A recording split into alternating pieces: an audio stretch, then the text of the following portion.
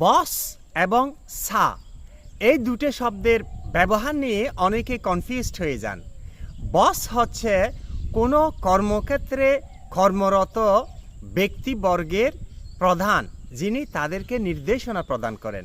যেমন, who is the boss in this office. সা হচ্ছে একটি সম্মানসূচক শব্দ, যেটা অপরিচিত ব্যক্তিকে সম্বোধন করার জন্য ব্যবহৃত হয়। যেমন, রেস্টুরেন্টে ওয়েটার জিজ্ঞেস করে, good morning sir, can I help you. আবার রাস্তাঘাটে অপরিচিত লোকজন কারো দৃষ্টি আকর্ষণ করার জন্য বলে, excuse me sir, can I help you. আবার ফর্ম ও লেটার এবং অ্যাপ্লিকেশনের শুরুতে সা দিয়ে শুরু করতে হয়।